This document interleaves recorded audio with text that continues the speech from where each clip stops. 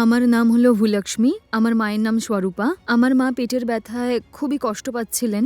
আমরা সবাই মিলে ঠিক করি প্রাইভেট হসপিটালে দেব।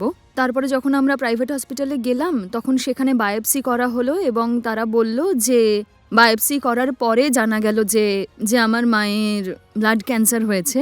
কিন্তু আরও মনে হচ্ছিল যে এটা ব্লাড ক্যান্সার নয়, এটা বোন ক্যান্সারও হতে পারে। তাই বোন ক্যান্সারের জন্য হাড়ের মধ্যেও বায়োপসি করা হয়। তারপরে দেখা গেল এটা মনোক্লোনাল লিম্ফোমা হয়েছে। এটা ক্যান্সারের একটা টাইপ। আমার মায়ের বয়স 50-এর ওপর, তাই আমার মায়ের অবস্থা খুবই গুরুতর হয়ে যাওয়ার পর আমরা এখানে নিয়ে আসি। কিন্তু এর আগে কোনো রকম ট্রিটমেন্ট হয়নি।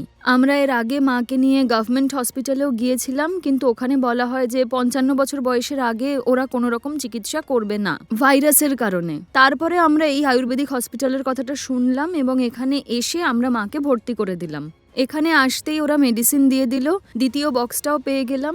তারপরে মাকে আমরা পেট স্ক্যানও করালাম। তারপরে করিয়ে দেখা গেল যে সব কিছু নর্মালি আছে। মা 6 মাসের মধ্যেই খুব তাড়াতাড়ি রিকভারও করে যাচ্ছিল।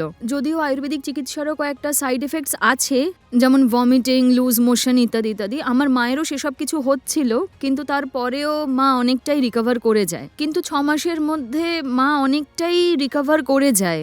যদিও আমরা অন্য জায়গায় গিয়েছিলাম, সেখানে যদি চিকিৎসাটা ঠিকমতো হতো তাহলে আরও বেটার রেজাল্ট হতে পারতো, কিন্তু এখানে এসে আমরা খুবই ভালো চিকিৎসা পেয়েছি। 3 মাস আগে ক্যান্সারটা খুবই কম ছিল, তখন যদি প্রপারলি চিকিৎসাটা হতো তাহলে এই সমস্যাটা হতো না। এখন তো 4র্থ পর্যায়ে চলে যাওয়ার ফলে মা অনেক বেশি কষ্ট পেয়েছে। স্টার্টিং স্টেজেই যদি মাকে এখানে নিয়ে আসতাম তাহলে আরও ফলাফলটা ভালো হতো।